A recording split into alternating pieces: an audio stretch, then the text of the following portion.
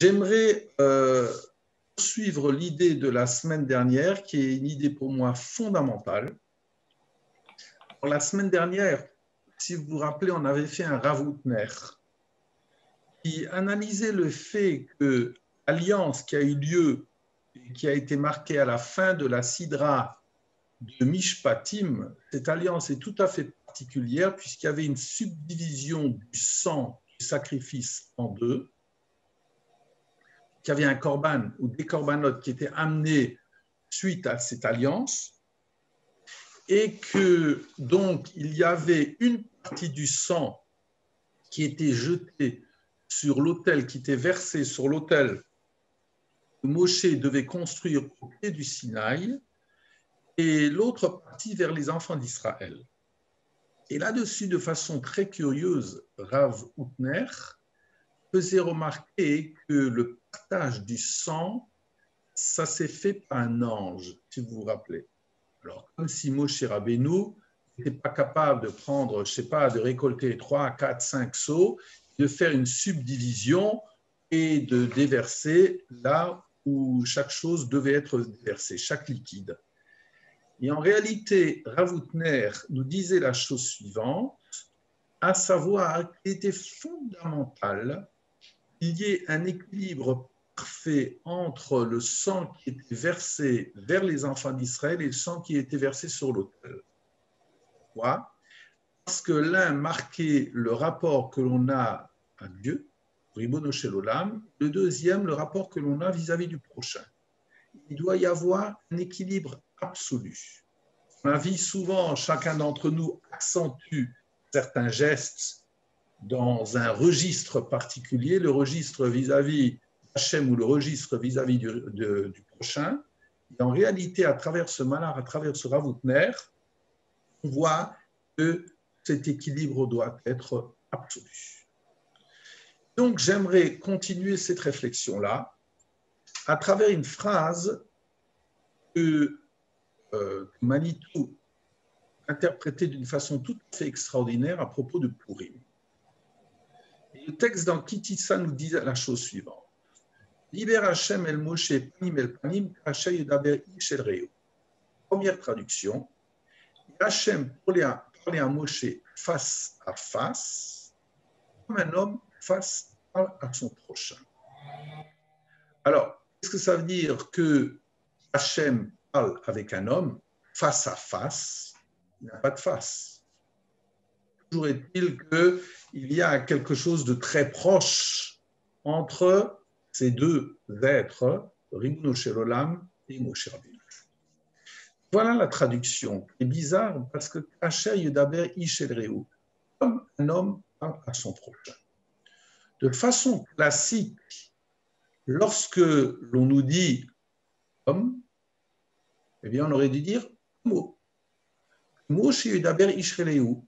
Hachem parlait à Moshe face à face, comme un homme parle à son prochain. Que Moshe Yedaber Ish El Reu.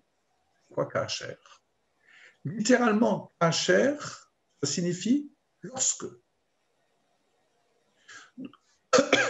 Nous savons que pendant 38 ans, dans le désert, suite à la faute des explorateurs, Hachem n'a plus parlé à Moshe, puisque Moshe était personne non grata, comme le peuple qui avait été rejeté pendant ces 38 ans-là. Le verset nous dit la chose suivante. Hachem parle à Moshe face à face lorsqu'un homme est capable de parler à son prochain.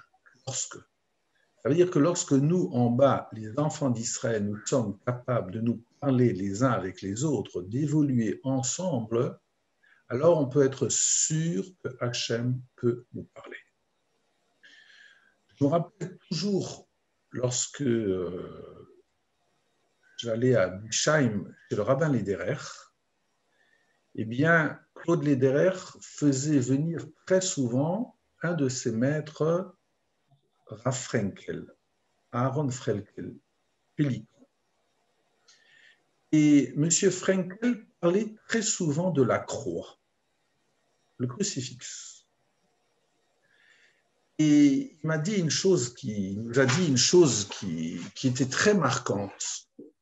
C'est que pour le chrétien, la croix, c'est un signe de mort. Un signe de mort. Voilà. Pour nous, juifs, exactement le contraire. Lorsqu'il y a l'horizontal et le vertical qui se croisent, c'est là qu'il y a de la vie. C'est ça l'illustration de ce verset. Lorsque nous-mêmes, sur le plan horizontal, nous sommes capables de nous parler, eh bien là, il peut y avoir exactement cette même relation entre le bas et le haut. Et le haut peut nous parler. Mais s'il y a quelque part une rupture dans la capacité à se parler, ben on n'aura pas d'écho du Sinaï. Voilà.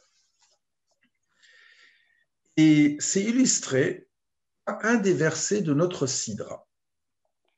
Parce que notre Sidra qui commence à nous parler du Mishkan, eh bien, nous dira la chose suivante. Parmi les objets, le premier objet qui est décrit, c'est celui de la constitution du Aaron. Aaron, 3 boîtes emboîtées les unes dans les autres, dans lesquelles il y avait les louchot, les tables de pierre. Et ces 3 boîtes sont surmontées d'un couvercle, la caporette. Le texte nous dira la chose suivante. Asita shenaim keruvim zahav mikshat haase otam. Tu feras 2 chérubins en or, mikshat haase otam, d'une seule pièce. Qu'est-ce que ça veut dire d'une seule pièce? Ça veut dire que lorsque j'ai le couvercle qui est en or, je ne peux pas mouler à part les chérubins et ensuite les apposer sur le couvercle. Pas du tout. Il devait y avoir un bloc uniforme, et donc je fabrique au burin, moi l'artisan, ces 2 chérubins, de façon à ce que ce soit miksha, un seul tenant, une seule pièce.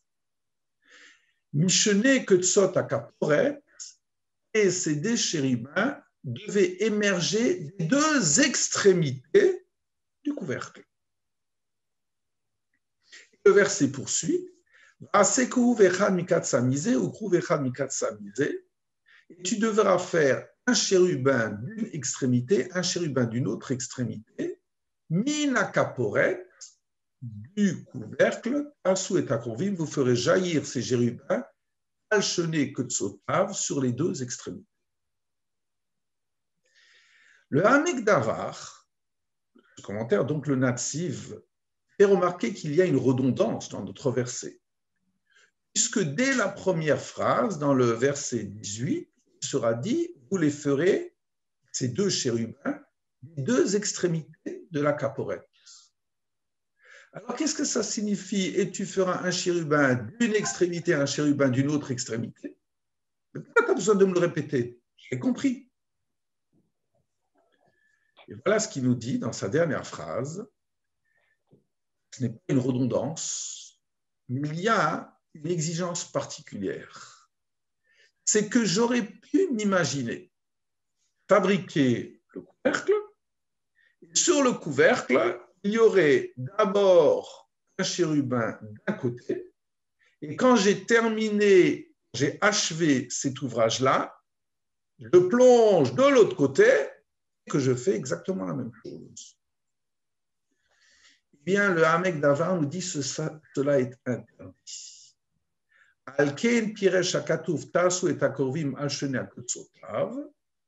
C'est la raison pour laquelle le verset nous dit vous devez faire les chérubins sur les 2 extrémités.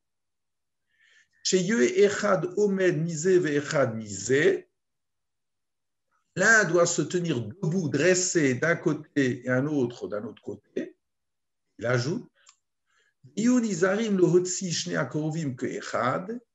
nous devons être attentifs à faire émerger les 2 chérubins en même temps. C'est-à-dire que je n'ai pas à fabriquer le chérubin du côté droit et ensuite me rendre du côté gauche, le fabriquer alors que le premier est déjà achevé. Du tout. Les deux doivent émaner, doivent émerger ensemble. Quelle est la signification?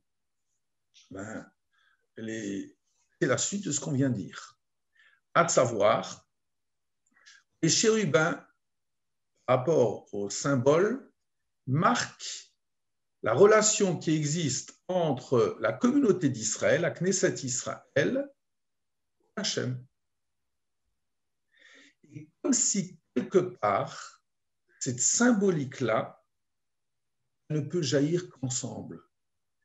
Comme si c'était la communauté d'Israël qui bénéficie de la parole divine, lorsque quelque part, si on peut s'exprimer ainsi, le Ribono Shel Olam, le maître du monde, bénéficie lui aussi de notre don et de notre écoute.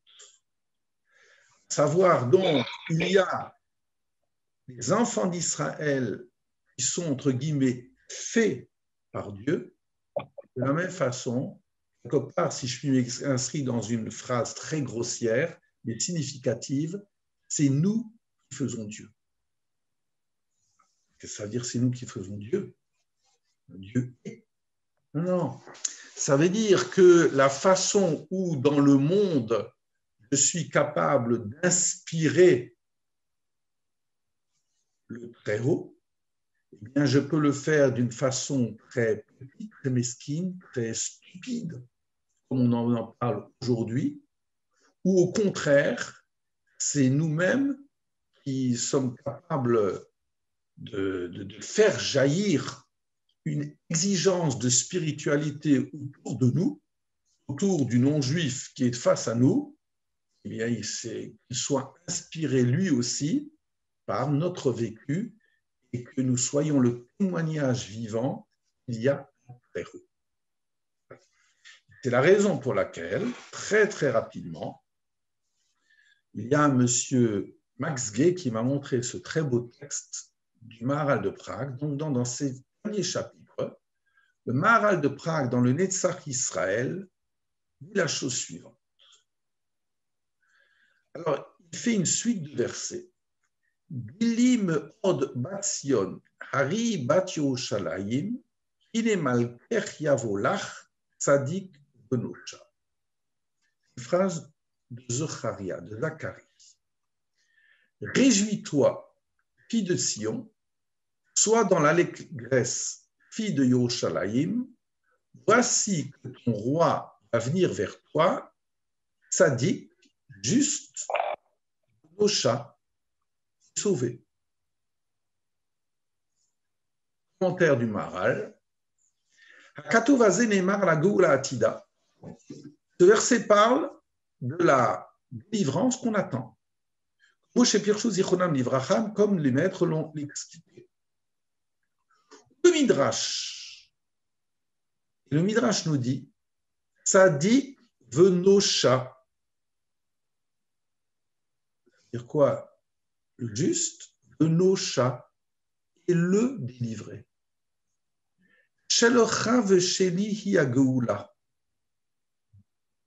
La délivrance appartient, c'est Dieu qui parle, à toi et à moi. Comme si quelque part, nous deux partenaires, nous en bénéficions.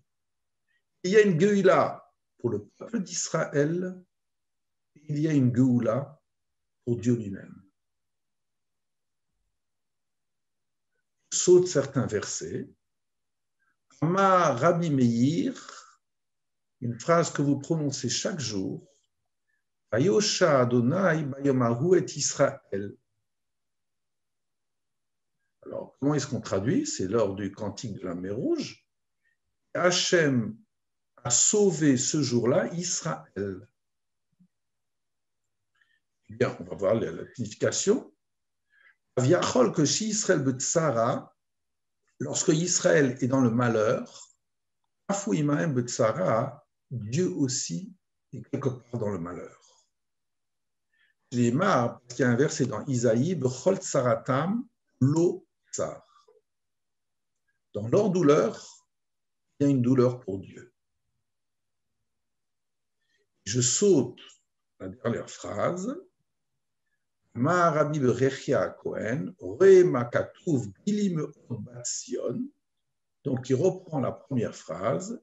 Régis-toi, fille de Tzion, voici ton roi va venir pour toi, sadique, juste, veut Nosha. On traduit Nosha. Sadique ou Moshia Elktivkan. Il n'est pas dit que Dieu est juste ou Moshia et qu'il sauve Israël. Elktivkan est la Venosha. Mais Dieu se sauve lui-même. Incroyable. Ça veut dire que la phrase Vayosha Hashem Bayomahu et Israël, première traduction, Dieu a sauvé ce jour-là Israël lors du passage de la mer. Mais en réalité, Vayosha, du point de vue grammatical, c'est Dieu s'est sauvé lui-même en sauvant les enfants d'Israël. Ça veut dire que nous sommes des garants du peuple d'Israël. Une seconde, je m'arrête.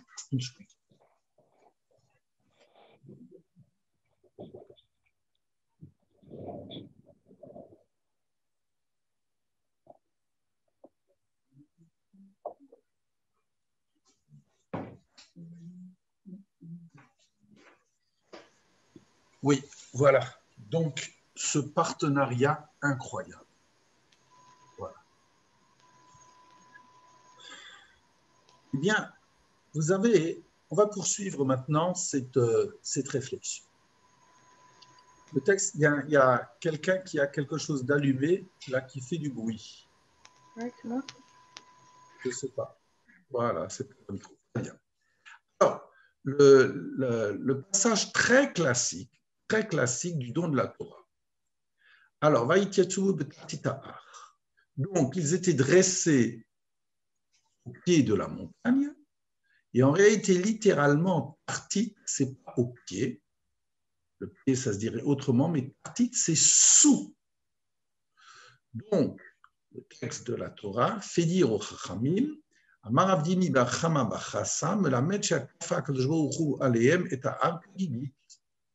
Ça vient nous enseigner que le Saint béni soit-il a recouvert le peuple d'Israël de la montagne comme un couvercle. Amar lahem, il aura dit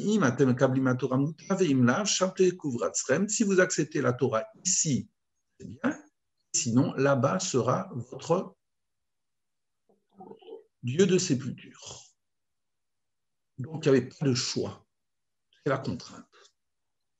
Amar Ravacha bar Yaakov, Mikan Muda Rabba lo Raita, et Ravacha bar Yaakov nous dit, de là tu apprends, il y a un avertissement vis-à-vis de la Torah, c'est-à-dire un avertissement, une clause restrictive.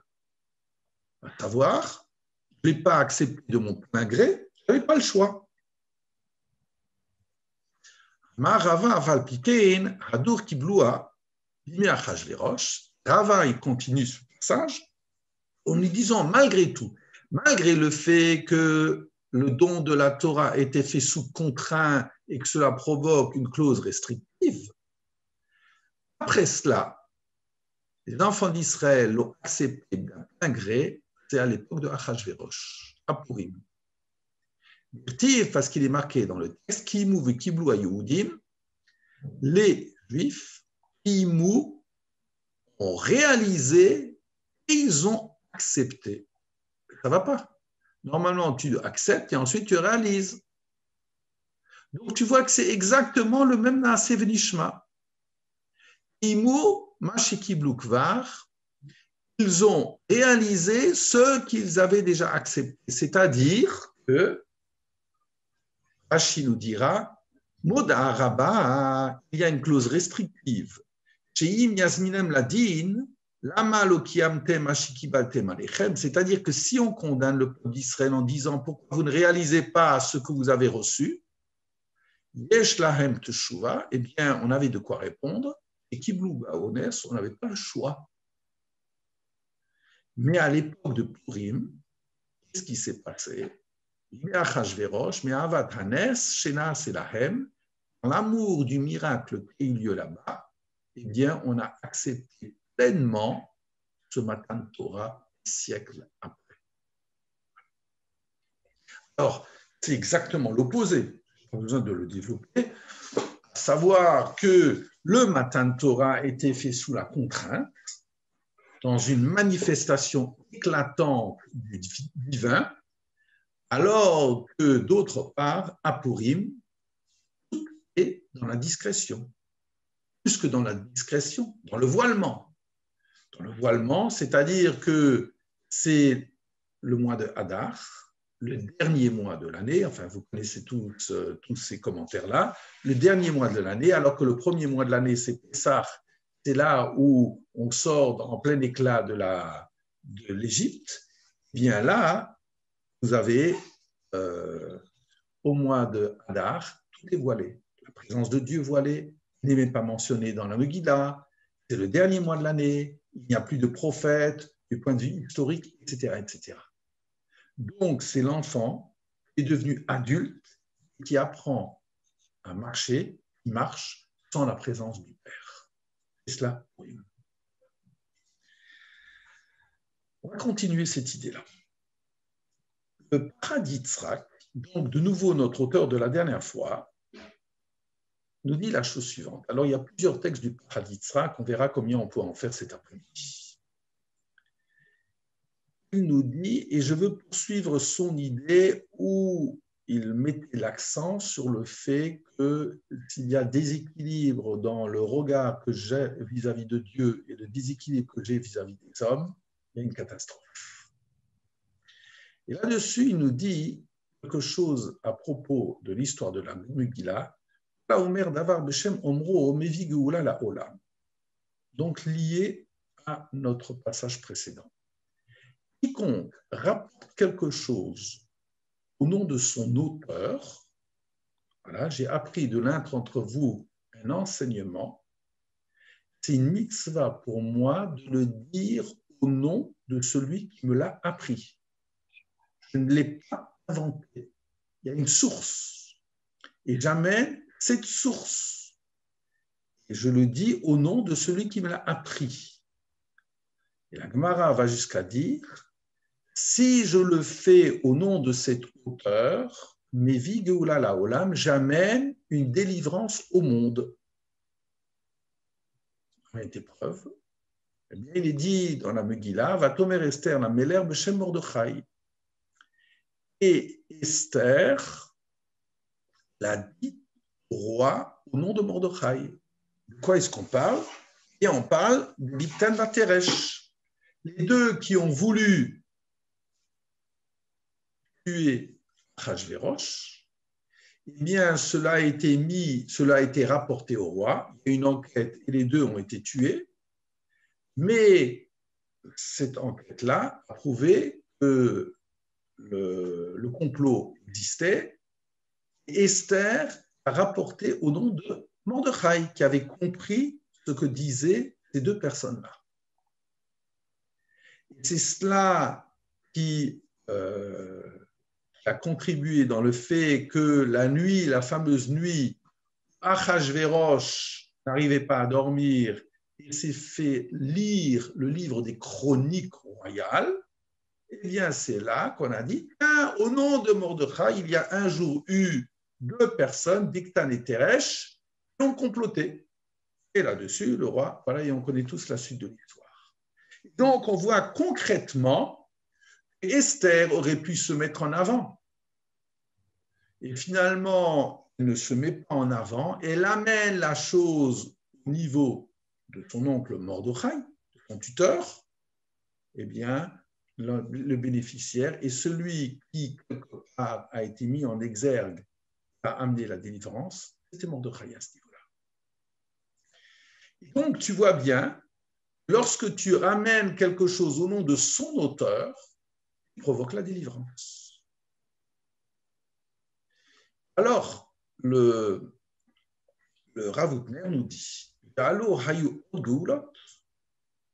Mikol makom lo nigba davar ze shel davar b'shem omro ela begula. Mais c'est étonnant. Parce que dans notre histoire, on voit que souvent le peuple d'Israël a été délivré.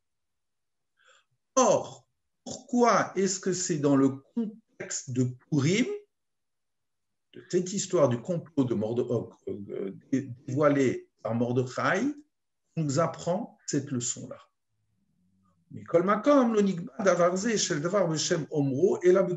C'est dans le texte même de la Megillah qu'on nous dit « Quiconque amène quelque chose au nom de son auteur, il provoque la délivrance ».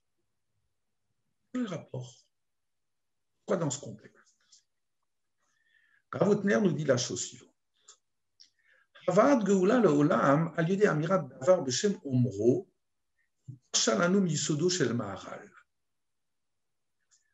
Provoquer une délivrance, le fait de dire quelque chose au nom de son auteur, eh bien, cela a été explicité par le Maharal de Prague. Shorcho shel hadibur hane'emar, insahu b'nishmato shel ba'al hama'amar. Pourquoi est-il important de dire quelque chose au nom de son auteur? Parce que quelque part, lorsque l'auteur a dit quelque chose, eh bien, ce propos, cette leçon, représente quelque part, littéralement, l'âme de celui qui l'énonce. L'âme de celui qui l'énonce. C'est sa personnalité qui s'exprime à travers cette expérience-là. Amirat davar b'shem omro, de dire quelque chose au nom de son auteur, c'est de souder la branche à sa racine. De la même façon, Ikara shel galut hu, אי אפשר לו לגולה לחיות את התפשטות החיות שלו, אתם לשורשי הנפש העצמיים. Le principe de la galoute, de l'exil, c'est d'avoir une incapacité pour l'exilé de vivre pleinement selon sa vitalité déployée de façon indépendante. Lorsque je suis en galoute, il y a toute une partie de ma personne qui ne peut pas s'exprimer. Je dépends des valeurs qui ne sont pas forcément les miennes. Je dépends d'une population qui n'est absolument pas les miennes. Je dépends de beaucoup de choses. On le voit très bien. C'est le problème de la galoute. Voilà. Moshe Amou Chachamim, on aurait bien aimé, c'est un propos que chacun d'entre nous pense, on aurait bien aimé dévoiler, développer la volonté de Dieu, mais Shibut Malchuyot, mais le joug des nations me l'empêche. Nimela, Ikara Shel Kol HaGeula. Donc une délivrance, par définition,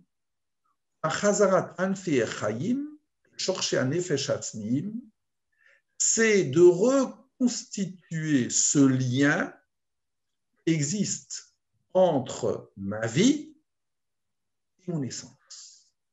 C'est-à-dire de vivre pleinement l'expérience, non pas de façon tripée. C'est un petit peu difficile, mais c'est magnifique comme sens. Et donc, de répéter une chose au nom de son auteur, qui est donc le fait de mettre en relation une racine avec sa branche, c'est de l'ordre de la délivrance. La racine.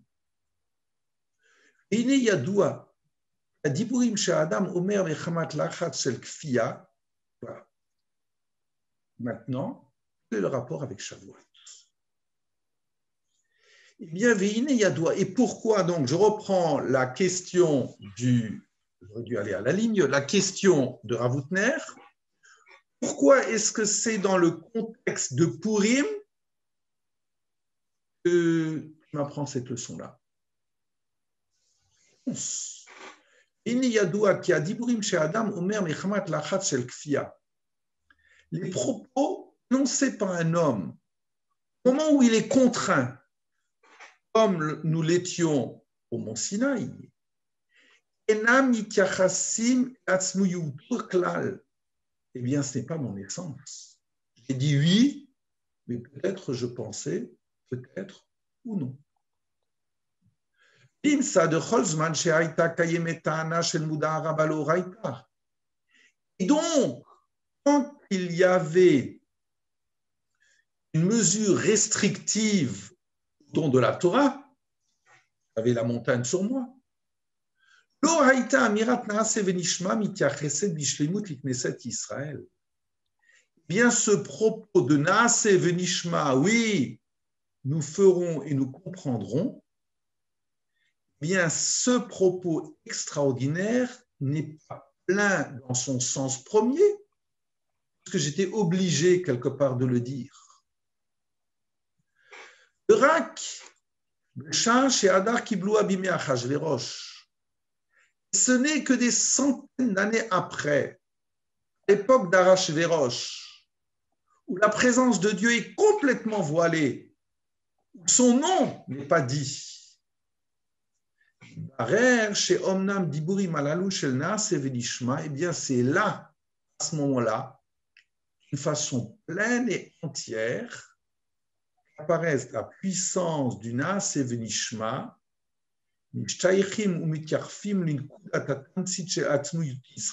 qui correspondrait là à une indépendance totale et essentielle d'Israël, eh bien c'est là que cela prend son essor. Et le Chamirat Davar B'Shem Omro Gadol Misé, et tu n'as pas donc un propos qui est dit au nom de son auteur qui est plus grand que cela. Chez Kan Chuzarnu à Diburim Shena Sevenishma le Shorsham, parce que là, quand on s'est réaccaparé du Naase Venishma, et on l'a fait, et c'est en toute indépendance, eh bien, ça prend un tout autre sens. Yuzu Pesher Davar, Hagviut chez l'Amirat Davar Beshem Omro, Dafka Begul Azog de Purim. Donc, ce propos, le fait de dire quelque chose au nom de son auteur, eh bien, c'est dans la délivrance de Purim qu'on le trouve. La première Esther, le Meler, Beshem Mordechai. Et donc, Esther l'a dit au roi au nom de Mordechai. Voilà. Première partie du Haditzrak. Est-ce que c'est un peu clair? Allumez juste votre micro, parce que c'est quelque chose d'important pour me dire si c'est clair. Un propos difficile, mais qui est très, très intéressant. Il y a des questions? Vous êtes assommé par ce texte. Est-ce qu'on m'entend? Oui, oui, Martine. Oui. Non, c'est-à-dire, on pourra dire à Purim, c'était aussi un peu. On ne peut pas dire que c'était malgré eux parce qu'ils étaient en menace de mort. Et alors qu'à Shavuot, bon, ils étaient en menace de mort aussi, en fait. Après, c'était. Bon, disons accepté. Alors, je sais pas si. Sauf qu'une seconde, c'est vrai qu'on était en menace de mort, mais on a bien senti dans l'histoire de Purim, c'est le peuple d'Israël qui s'est pris en main. Oui. Voilà. C'est-à-dire, c'est nous qui avons jeûné, c'est nous qui avons voulu provoquer une unité communautaire, si je puis m'exprimer ainsi.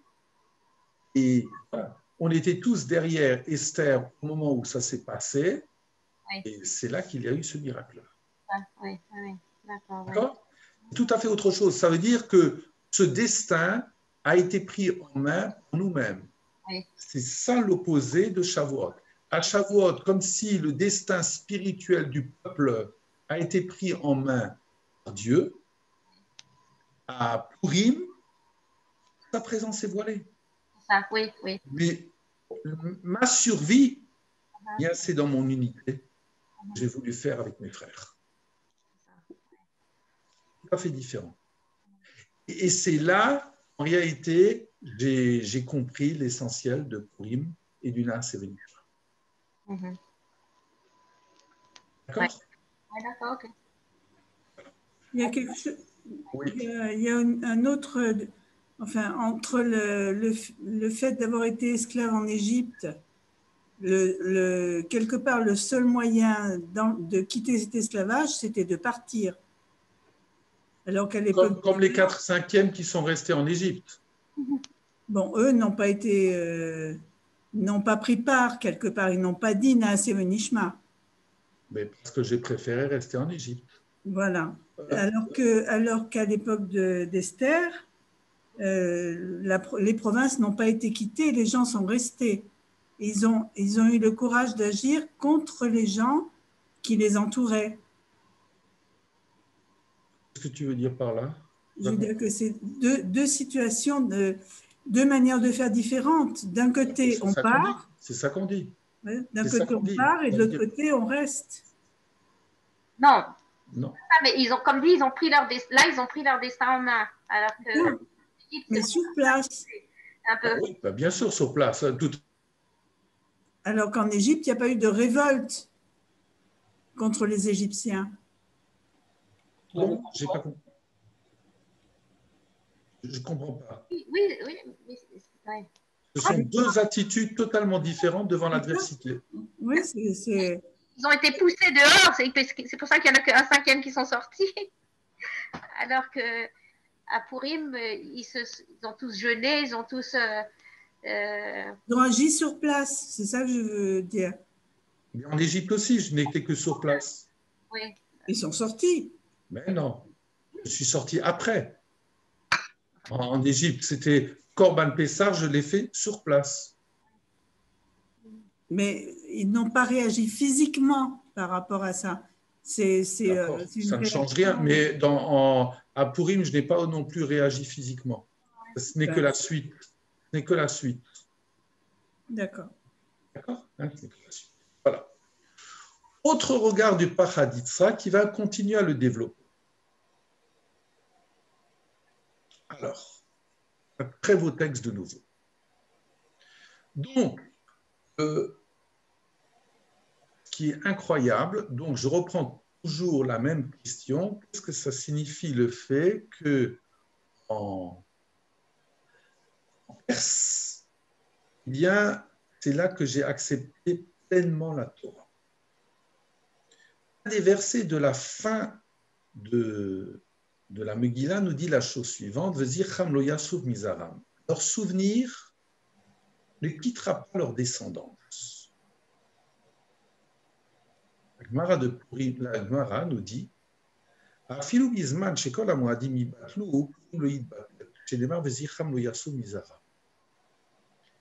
même si un jour toutes nos solennités vont disparaître, Purim ne disparaîtra pas.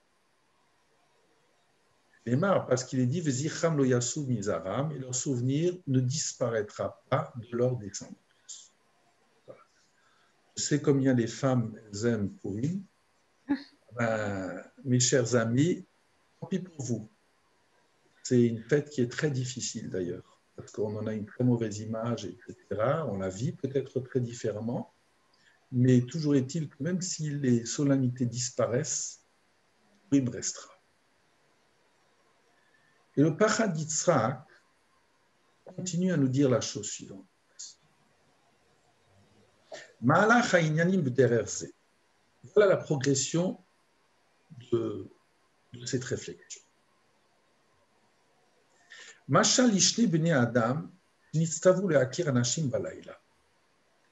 C'est l'exemple de deux personnes qui ont eu l'ordre de reconnaître des gens de nuit, pendant la nuit, dans l'obscurité. האחד הדליק נר והביט בפני האנשים לאור הנר כדי להכיר את פניהם. Le premier, il a été capable d'allumer une lumière, de regarder le visage des gens afin de les reconnaître. Le Hachéni, le Hayaner, mais le deuxième n'avait pas de bougie. מכיוון שהיה מוכרח להכיר את האנשים, comme il était obligé de reconnaître les gens, מן את עצמו להכירם בקביעת עינה דקלה. Il s'est efforcé de les reconnaître avec, je vais dire, un regard diminué. C'est-à-dire quoi? נמצא לעניין הברירות והבהירות הראשון עדיף מן השני. Il se trouve, au niveau de la clarté des choses, c'est évident que le premier, dès qu'il voyait quelqu'un, le lendemain ou quelques jours après, il savait que c'était celui-là qu'il avait vu. שהרי הכרת אדם בחוש הראייה הוא יותר ברורה מאשר הכרת אדם בחוש השמיעה. Parce que reconnaître quelqu'un en le voyant, c'est beaucoup plus évident de reconnaître quelqu'un par le fait d'entendre le son de la voix. Aval לעומת זאת, יש להשני עדיפות על ראשון. Mais en opposition avec ce qu'on vient de dire, le second a une supériorité sur le premier, à savoir, שהוא סגל לעצמו פשחון חדש של הקשבה לקולות בני אדם. C'est que lui, il a été beaucoup plus attentif à la voix des premiers. Arishon Hashem Ishtamesh Bener, le premier a réussi à se procurer la lumière, Chassar lo Pishron Ze, Shel Akara, au lieu des Chouchashmia. Mais s'il entendait parler des autres, il ne reconnaîtrait pas. Nimsa de Acharka que chez Ali Amoud Ashachar, et donc le matin, Arishon Yechabe et Nero, quand le premier est à la lumière, Chagra Beti Aramayavu, la Korot Shenatnulo Avodato Balaïla, le Oraner, Yutarim Hemarshav. Voilà. N'importe la traduction. Je ne sais pas si je vous ai une fois raconté, je n'aimerais pas être gaga à force de raconter certaines choses, mais dans des formations que j'ai eues dans l'approche de patients, on avait une fois eu un prof de théâtre. Et ce prof de théâtre nous a donné des exercices. L'exercice est le suivant. Nous n'avions pas le droit de prononcer un mot. Mais il fallait faire deviner aux gens des expériences, des expressions de la vie courante. Par exemple, rire à gorge déployée. Comment est-ce que vous faites deviner à votre entourage cette expression-là? Alors, il y a des tas d'expressions dans la vie que l'on emploie. Ce prof de théâtre voulait, à travers des mimiques, des attitudes, des traits de notre visage, nous fassions deviner aux gens le plus rapidement possible l'expression qu'on devait faire deviner. Ça m'a beaucoup intéressé, cette expérience. Pourquoi? Parce que j'ai eu un maître, un de mes maîtres m'a toujours obligé, il me dit toujours, parce que je le vois de temps en temps, à être autant attentif aux mots, au ton avec lequel on prononce les mots. Lorsque vous allez près de quelqu'un qui est gravement touché qui vous dit de toute façon, je sais que c'est fini, c'est interrogatif, c'est exclamatif, c'est une demande de secours, c'est une main tendue, ou c'est le fait que la personne sait qu'elle est totalement dans un impasse et qu'elle n'a plus d'espoir. Sous quel ton les choses sont? Ou bien le silence. Ce paradis de Yitzhak est extraordinaire là-dessus. Extraordinaire. Vous avez bien compris la leçon. Ces deux personnes qui sont donc dans le noir. Il y en a une qui réussit à se procurer de la lumière. La deuxième, peu importe pourquoi elle n'en a pas. La première, donc, reconnaît de loin la personne, mais elle l'oubliera rapidement. La deuxième a dû faire un travail sur elle-même pour être attentif à ce que l'on recueille comme impression de la personne qui nous est cachée. Donc, ce n'est pas du tout l'aspect du visage qui est aussi marquant. Il nous touchera, mais ça sera autre chose. Et alors, le paradis Yitzhak, parlant de cette même expérience, poursuit sa réflexion. Il y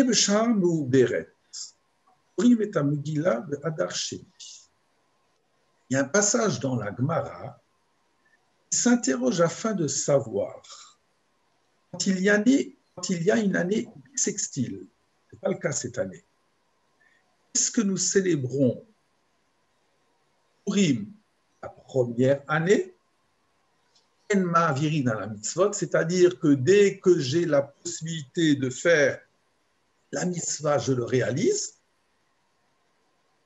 ou bien est-ce que je célébrerai Purim la deuxième année d'Archénie? C'est ce que nous faisons. Deuxième mois. Pardon? Le deuxième mois. Le deuxième mois de Hadar, oui. Pas la deuxième année. Pardon, le deuxième mois, le mois remboulissement, le 13e mois. Alors, c'est ce que dit le texte. Lorsqu'il y a un mois supplémentaire, nous célébrons donc, oui, on lit la Megillah, le mois supplémentaire. Pourquoi?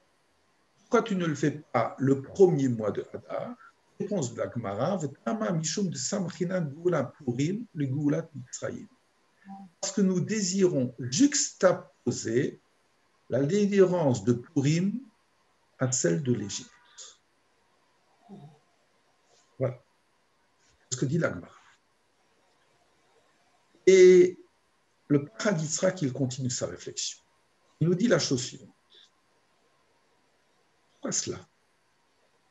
Allez-nous la date, il y a lieu de comprendre que Shem Shegulat Mitzrayim Yeshla Anochi Mishela. De la même façon, la sortie d'Égypte, là, entre guillemets, son Anochi, son propre Anochi, une propre dimension, qui est celle qui introduit les 10 commandements. Anochi, je suis celui qui t'ai fait sortir d'Égypte. Il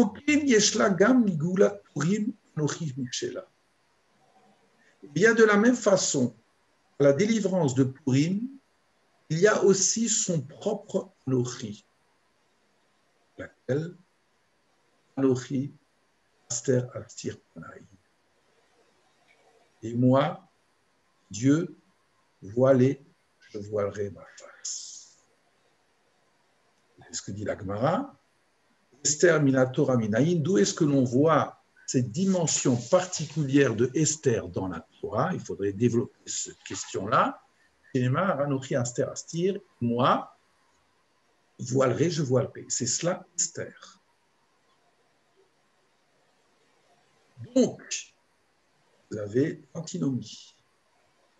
Dieu, dans sa magnificence nous sort d'Égypte ou Dieu qui est dans son dévoilement.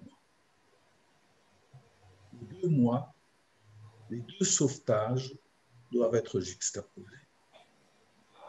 L'Omar, il y a 2 voies pour la communauté d'Israël de reconnaître le Anochi.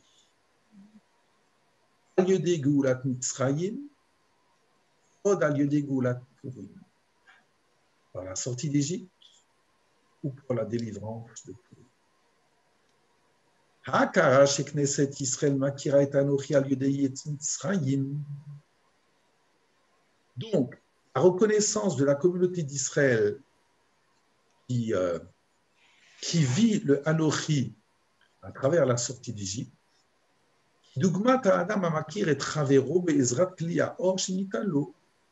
c'est comme l'exemple dont on parlait. C'est l'homme qui reconnaît son prochain par une lumière qui lui est proposée.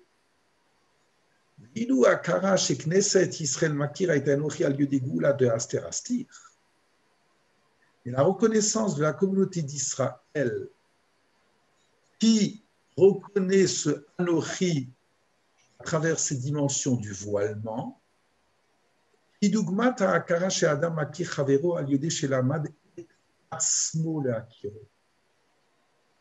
de l'ordre de la dimension d'un homme qui fait un travail sur lui-même pour reconnaître son prochain. Il va par l'aide d'un de ses sens en dehors du sens de la vision.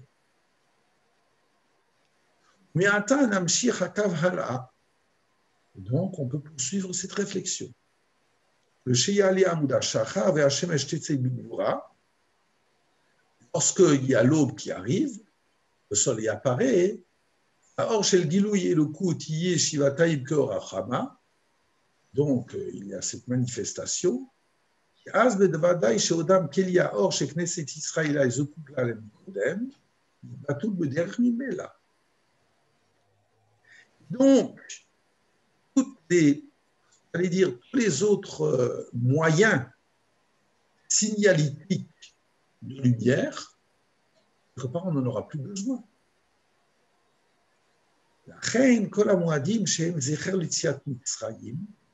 C'est la raison pour laquelle toutes les fêtes qui sont en réalité le souvenir de la sortie d'Égypte, lorsqu'il y aura un jour de la délivrance définitive, qui sera le principal de la délivrance, Goulat Mitzrayim Kafel et la délivrance d'Égypte, qui sera secondaire, ça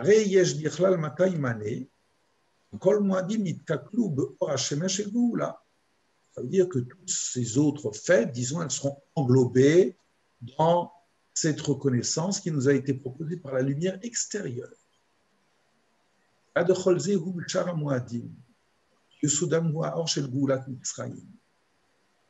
de Purim et la délivrance de Purim,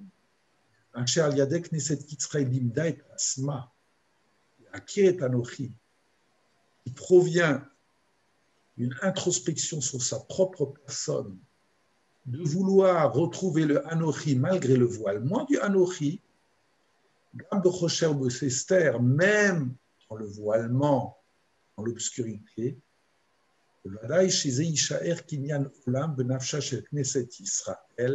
ça restera dans l'âme de la communauté d'Israël, même lorsqu'il y aura un soleil. C'est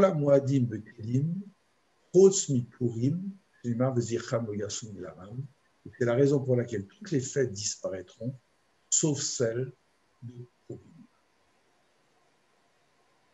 Est-ce que c'est clair cette histoire? C'est extraordinaire. C'est extraordinaire de voir combien, voilà, lorsqu'il y a des couples, ça arrive trop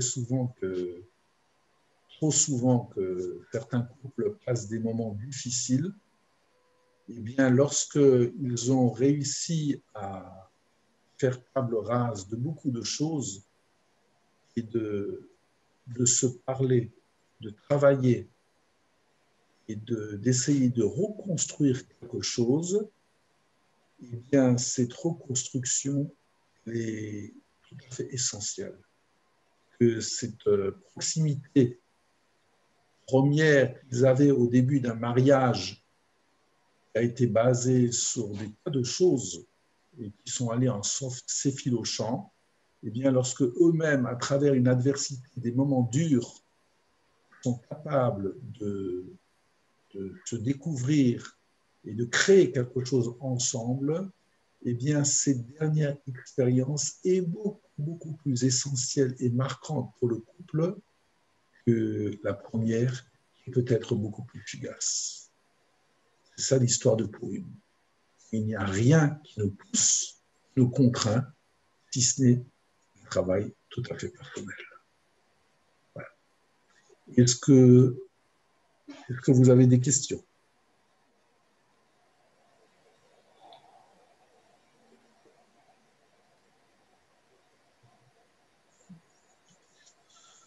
Voilà, je ne veux pas, si vous avez le courage, la semaine prochaine, je veux bien qu'on étudie encore un petit peu. C'est le Tanit, mais peu importe. On devra juste terminer à l'heure bien précise parce que on fera... Pardon? Le Tanit, c'est vendredi? Non. Oui, Le Tanit, c'est jeudi. jeudi, le jeûne, c'est jeudi. Ah oui.